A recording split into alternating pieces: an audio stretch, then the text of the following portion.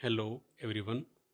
आज हम आपके लेसन नंबर 6 जिसका नाम है दिस इज़ जोडीज़ फ़ोन, जिसका मतलब है यह जोड़ी का बच्चा है। इस लेसन में आपके सामने एक कहानी बताई गई है जोड़ी नाम के बच्चे की। इसके शुरुआती परिचय में क्या दे रखा है हम देखते हैं। यहाँ पर लेखक जो है हमसे कह रहा है कि हम अक्सर छोटे से घाव या जलन के इलाज के लिए डॉक्टर के पास जाने के बजाय घर पर ही मौजूद चीज़ों का इस्तेमाल कर जल्दी और प्रभावी इलाज ढूंढ लेते हैं। आप ऐसे कुछ घरेलू उपचारों के बारे में सोच सकते हैं। क्या आपके घुटने पर कट है?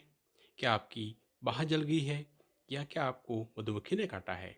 इस प्रकार के इलाज के लिए हम घरेलू उपचार की मदद लेते हैं। इस कहानी में जोडी के पिता, जिनको एक रेटल स्नेक ने काट लिया, वह जल्दी से एक मादा हिरण को मार देता है और उसके दिल और जिगर का इस्तेमाल करके जहर को निकालने की कोशिश करते हैं। यहाँ पर जोडी सोचता है कि माँ के छोड़े गए उस हिरण के बच्चे का क्या हुआ होगा। इसी कहानी में हम लोग इसके बारे में जानेंगे।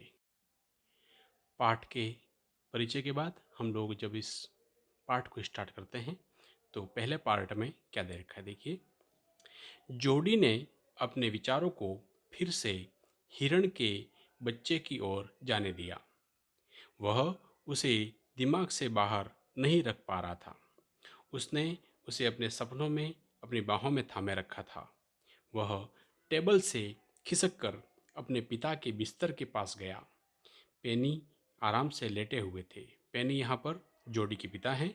जोडी जो कि एक छोटा सा बच्चा है और उसके पिता जिनको सांप ने काटा था वह आराम करते हुए लेटे हुए हैं। उनकी आंखें खुली हुई हैं, साफ थी, लेकिन पुतलियाँ जो थी वह अभी भी काली और फैली हुई थी। जोडी जो बच्चा है वह अपने पिता से पूछता है, आप कैसा महसूस कर रहे हैं पापा? वो कहते हैं, ठीक है बेटा, बूढ़ी मौत कहीं और से चोरी करने चली गई थी, लेकिन यह बाल बाल बच गई। वो कहते हैं, मैं सहमत हूँ। पेनी ने कहा, मुझे तुम पर गर्व है बेटा। जिस तरह तुमने अपना दिमाग रखा और जो आवश्यक था वह कार्य किया। जब हम अगले पेज पर पहुंचते हैं, यहाँ पर जो जोडी है वह कहता है, पापा। तो उसके पिता कहते हैं, यस बेटा। पापा, क्या आपको हिरणी और वह मृग का बच्चा याद है क्या? तो यहाँ पर चित्र के बाद जो अगला पैराग्राफ लिखा है उसमें उसके पिता कह रहे हैं, मैं उन्हें कैसे भूल सकता हूँ। बेचारी हिरणी ने मुझे बचाया है, मैं उसे कैसे भूल सकता हूँ। वो कहता है, पापा, हो सकता है कि हिरणी का जो बच्चा है अभी भी बाहर हो, वह भूखा और डरा हुआ हो सकता है। तो उसके पिता कहते हैं, हाँ, मुझे भी ऐसा लगता है। वो कहता है, बच्चा, पापा, मैं अब लड़का हूँ, बड़ा हो गया हूँ, मुझे दूध पीने की ज़रूरत नहीं है। क्यों न मैं जाकर देखूँ कि क्या मैं हिरण के बच्चे को ढूंढ सकता हूँ या नहीं। तो उसके पिता कहते हैं, और इसे यहाँ लाओ और इसे यहाँ बढ़ाओ, उसको बड़ा करोगे।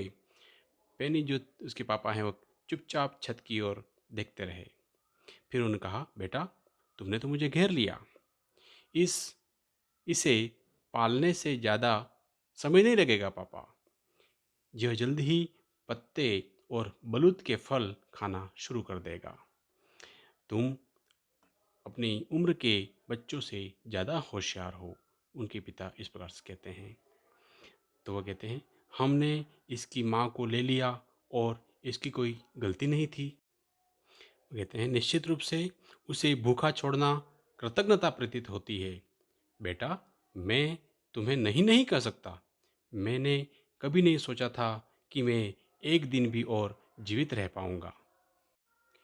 अगले पेज पर वो कहता है, क्या मैं मिलविल के साथ वापस जा सकता हूँ और देख सकता हूँ कि मैं उसे ढूंढ सकता हूँ या नहीं।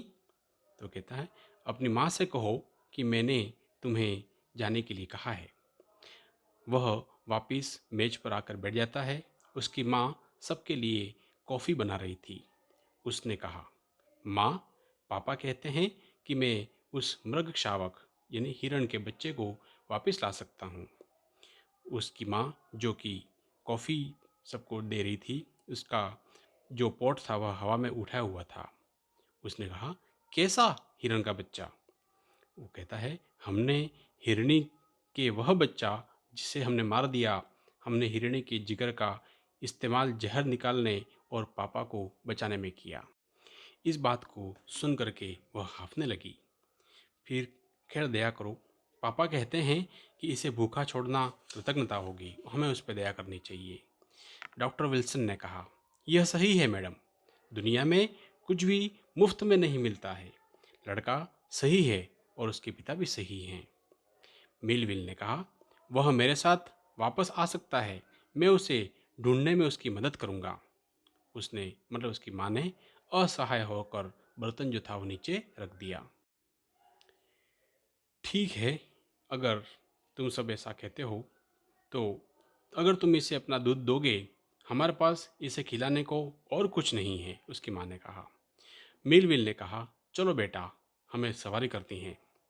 माँ बैक्स्टर ने उत्सुकता से पूछा, आप ज़्यादा दूर नहीं जाएंगे? जोडी ने कहा, मैं निश्चित रूप से रात के खाने से पहले वापस आ जाऊंगा। मिलविल अपने घोड़े पर सवार होता है और जोडी को अपने पीछे की तरफ खींच लेता है। उसने मिलविल ने से कहा, तुम्हें लगता है बच्चा अभी भी वहाँ होगा? क्या तुम उसे ढूंढने में मेरी मदद करोगे?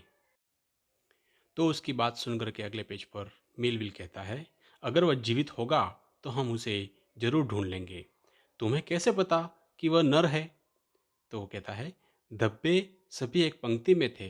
पा कहते हैं कि हिरण के बच्चे पर धब्बे हर तरफ होते हैं। इस प्रकार मैंने अंदाजा लगाया।